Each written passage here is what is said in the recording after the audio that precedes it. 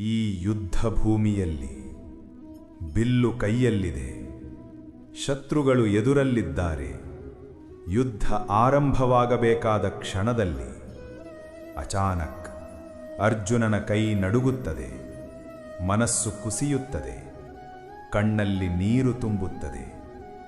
ಅವನೇ ಮಹಾವೀರ ಅರ್ಜುನ. ಆದರೂ ಇಂದು ಅವನು ಯುದ್ಧ ಮಾಡಲು ಸಿದ್ಧನಲ್ಲ. ಏಕೆ? ಈ ಪ್ರಶ್ನೆಯಿಂದಲೇ ಆರಂಭವಾಗುತ್ತದೆ ಭಗವದ್ಗೀತೆ. ಈ ಒಂದು ಅಧ್ಯಾಯವೇ ನಮ್ಮ ಜೀವನದ ಗೊಂದಲ, ಭಯ, ದ್ವಂದ್ವ ಮತ್ತು ನಿರ್ಧಾರಹೀನತೆಗೆ ಕನ್ನಡಿ ಹಿಡಿಯುತ್ತದೆ. ಇಂದು ನಾವು ಕೇಳಲಿದ್ದೇವೆ ಭಗವದ್ಗೀತೆಯ ಮೊದಲ ಅಧ್ಯಾಯ, ಅರ್ಜುನ ವಿಷಾದ ಯೋಗ. ಪೂರ್ಣ ಕಥೆ, ಅರ್ಥ ಮತ್ತು ಜೀವನದ ಪಾಠಗಳೊಂದಿಗೆ. ಶಾಂತವಾಗಿ ಕೇಳಿ. ಈ ಮಾತುಗಳು ನಿಮ್ಮ ಜೀವನವನ್ನೇ ಬದಲಾಯಿಸಬಹುದು. ಭಗವದ್ಗೀತೆ ಎಂಬುದು ಕೇವಲ ಧಾರ್ಮಿಕ ಗ್ರಂಥವಲ್ಲ, ಅದು ಜೀವನದ ಮಾರ್ಗದರ್ಶಿ. ಯುದ್ಧ ಭೂಮಿಯಲ್ಲಿ ಹುಟ್ಟಿದ ಜೀವನದ ತತ್ವಶಾಸ್ತ್ರ. ಒಟ್ಟು 18 ಅಧ್ಯಾಯಗಳು, 700 ಶ್ಲೋಕಗಳು. ಆದರೆ ಈ ಮೊದಲ ಅಧ್ಯಾಯವೇ ಎಲ್ಲದರ ನೆಲೆ. ಇದಕ್ಕೆ ಹೆಸರು ಅರ್ಜುನ ವಿಷಾದ ಯೋಗ. ಅಂದರೆ ಅರ್ಜುನನ ದುಃಖ, ಗೊಂದಲ ಮತ್ತು ಮನೋವೈಕಲ್ಯ. ಇದು ಪ್ರತಿಯೊಬ್ಬ ಮಾನವನ ಕಥೆ. ನಾವು ನಿರ್ಧಾರ ತೆಗೆದುಕೊಳ್ಳಲಾಗದೆ ಹಿಂಜರಿದಾಗ, ಭಯದಿಂದ ಹಿಂದೆ ಸರಿದಾಗ, ಭಾವನೆಗಳೇ ಬುದ್ಧಿಯನ್ನು ಮರೆಮಾಡಿದಾಗ, ನಾವೆಲ್ಲರೂ ಒಂದು ರೀತಿಯಲ್ಲಿ ಅರ್ಜುನನೇ. ಧೃತರಾಷ್ಟ್ರ ಉವಾಚ ಧರ್ಮಕ್ಷೇತ್ರೇ ಕುರುಕ್ಷೇತ್ರೇ ಸಮವೇತಾಯುಯುತ್ಸವಃ ಮಾಮಕಾಃ ಪಾಂಡವಾಶ್ಚೈವ ಕಿಮಕರ್ವತ ಸಂಜಯ.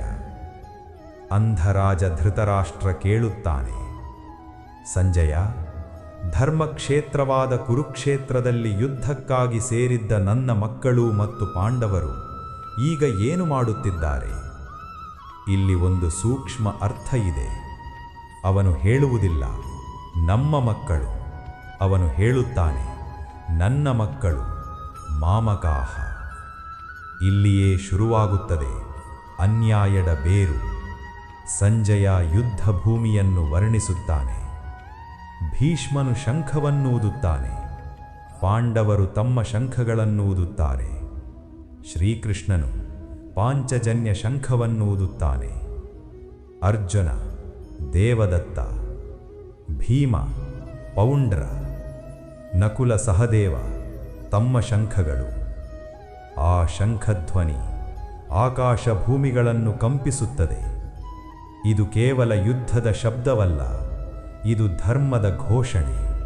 ಅರ್ಜುನ ಕೃಷ್ಣನನ್ನು ಕೇಳುತ್ತಾನೆ, ಕೃಷ್ಣ, ನನ್ನ ರಥವನ್ನು 2 ಸೇನೆಗಳ ಮಧ್ಯ ನಿಲ್ಲಿಸು. ಅವನು ನೋಡುತ್ತಾನೆ, ಗುರು ದ್ರೋಣಾಚಾರ್ಯ, ತಾತ ಭೀಷ್ಮ, ಬಂಧುಗಳು, ಸ್ನೇಹಿತರು, ಸಹೋದರರು. ಅರ್ಜುನನ ಕೈಯಿಂದ ಗಾಂಡೀವ ಬಿಲ್ಲು ಜಾರುತ್ತದೆ. ದೇಹ ಕಂಪಿಸುತ್ತದೆ, ಬಾಯಿ ಒಣಗುತ್ತದೆ, ಮನಸ್ಸು ಗೊಂದಲಗೊಳ್ಳುತ್ತದೆ. ಅರ್ಜುನ ಹೇಳುತ್ತಾನೆ, ಈ ಯುದ್ಧದಲ್ಲಿ ನನ್ನವರನ್ನೇ ಕೊಂದರೆ ನನಗೆ ರಾಜ್ಯ ಬೇಕಿಲ್ಲ, ಸುಖ ಬೇಕಿಲ್ಲ. ಗುರುಗಳನ್ನು ಕೊಲ್ಲುವುದು ಪಾಪ, ಬಂಧುಗಳನ್ನು ಕೊಲ್ಲುವುದು ಅಧರ್ಮ. ಕುಟುಂಬ ನಾಶವಾದರೆ ಸಂಸ್ಕಾರ ನಾಶವಾಗುತ್ತದೆ, ಧರ್ಮ ಕುಸಿಯುತ್ತದೆ. ಕೃಷ್ಣ, ನಾನು ಯುದ್ಧ ಮಾಡುವುದಿಲ್ಲ. ಇಲ್ಲಿ ಅರ್ಜುನ ತಪ್ಪಲ್ಲ, ಅವನು ಮಾನವ. ಭಾವನೆಗಳು ಬುದ್ಧಿಯನ್ನು ಮುಚ್ಚಿದಾಗ ಧರ್ಮವೂ ತಪ್ಪಾಗಿ ಕಾಣುತ್ತದೆ. ಅರ್ಜುನ ಕೊನೆಗೆ ಹೇಳುತ್ತಾನೆ, ನಾನು ಗೊಂದಲದಲ್ಲಿದ್ದೇನೆ ಕೃಷ್ಣ. ನನಗೆ ಏನು ಸರಿ ಏನು ತಪ್ಪು ಗೊತ್ತಿಲ್ಲ. ನಿನ್ನ ಶಿಷ್ಯನಾಗಿ ನಿನ್ನ ಶರಣಾಗತಿಯಾಗಿದ್ದೇನೆ. ಇಲ್ಲಿಯೇ ಭಗವದ್ಗೀತೆ ಶುರು. ಗುರುವಿನ ಮುಂದೆ ಅಹಂಕಾರ ಬಿಟ್ಟಾಗಲೇ ಜ್ಞಾನ ಉದಯ. ಮೊದಲ ಅಧ್ಯಾಯ ನಮಗೆ ಏನು ಕಲಿಸುತ್ತದೆ? ದುಃಖ ಬಂದರೆ ನಾವು ದುರ್ಬಲರಲ್ಲ, ಗೊಂದಲ ಮಾನವ ಸಹಜ. ಭಾವನೆಗಳ ಮೇಲೆ ನಿಂತ ನಿರ್ಧಾರ ಅಪಾಯ.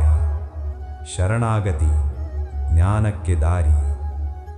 ಅರ್ಜುನ ಕುಸಿಯದಿದ್ದರೆ ಭಗವದ್ಗೀತೆ ಹುಟ್ಟಿರಲಿಲ್ಲ. ನಮ್ಮ ಜೀವನದ ಸಂಕಷ್ಟಗಳೇ ನಮ್ಮನ್ನು ಬೆಳೆಸುವ ಗುರುಗಳು. ನೀವಿಂದು ಗೊಂದಲದಲ್ಲಿದ್ದೀರಾ?